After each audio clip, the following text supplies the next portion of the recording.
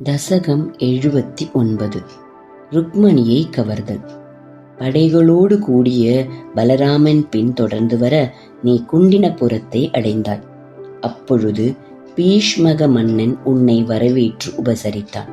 உன் வருகையை தெரிவித்த அந்த அந்தணனை ருக்மணி மிகவும் மகிழ்ச்சியுடன் விரைவாக வணங்கினாள். உலகனைத்திலும் பேரழகு வாய்ந்த உன் திருமேனியை கண்டதும் நகரவாசிகள் அரசனின் மகனான ருக்மியின் செய்கையை நிந்தித்து பேசியபடி அன்றைய இரவை கழித்தனர். மறுநாள் சந்திரன் போன்ற முகமுடைய ருக்மணி திருமணத்திற்கு உரிய ஆடை அணிகளை அணிந்து தன் உயிரையே உனக்கு அர்ப்பணம் செய்த மனம் கொண்டவளாய் காவலர்கள் புடைசூழ சர்வ மங்களங்களை அளிக்கும் சிவபத்தினியான பார்வதியை பூஜிப்பதற்காக அந்த புறத்திலிருந்து புறப்பட்டு தேவியின் ஆலயத்துக்கு சென்றாள். கன்னிகையான ருக்மணி குலப்பெண்களோடு ஆலயத்துக்கு சென்று மிகுந்த பக்தி சிரத்தையுடன் பார்வதி தேவியின் பாத கமலங்களில் விழுந்து வணங்கினாள். உன்னையே தனக்கு கணவனாக வேண்டும் என்ற ஒன்றேயே பலமுறை வேண்டிக் கொண்டாள். அரசர்களின் கூட்டம் ருக்மணியை காண ஆவலோடு காத்து கொண்டிருக்க நீயோ தனியாக நின்று கொண்டிருந்தாய்.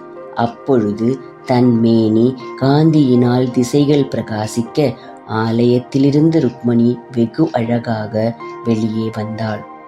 தேவதேவா, அனைத்து புவனங்களையும் மயக்கவல்ல ருக்மணியின் மேனி காந்தியால் அரச கூட்டங்கள் அனைத்தும் மெய்மறந்து நின்றது.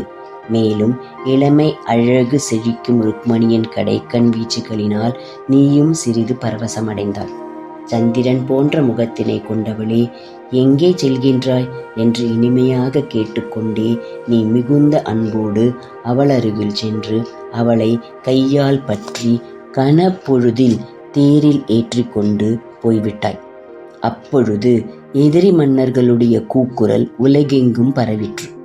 அப்பொழுது அரசர்கள் அந்த இடையன் எங்கே சென்றான் என்று பெரும் சினத்தோடு கூச்சலிட்டு போர் புரிய அந்த போரில் யாதவர்கள் அவர்களை வென்றார்கள். அப்பொழுது போருக்கு வந்த ருக்மியை கட்டி வைத்து அவன் முகத்தை அலங்கோலப்படுத்தினாய். பிறகு பலராமனின் தலையீட்டால் அவனை கட்டி நின்று விடுவித்து லக்ஷ்மி தேவியின் அவதாரமான ருக்மணியுடன் துவாரகாபுரிக்கு சென்றாய். தலைவனே, ருக்மணியின் மனம் புதிய சேர்க்கையால் நாணமுற்றது. உன் மீது பெருகிய காதலின் பூரிப்பால் காம கிளர்ச்சியுடையவளும் மந்தஹாசத்துடன் கூடிய அழகிய முகத்துடையவளுமாகிய ருக்மணியை ஏகாந்தத்தில் விருப்பப்படி இன்புற செய்தாள். பலவிதமான காதல் வார்த்தைகளால் அல்லும் பகலும் பெரும் மகிழ்ச்சியை அளித்தாள். பிறகு அவளுடன் ஊடல் விளையாட்டில் ஈடுபட நினைத்த நீ கபடமறியாத அந்த அழகியிடம் குதர்க்க வார்த்தைகளை பேசி அவளுக்கு நடுக்கத்தை ஏற்படுத்தினாய்.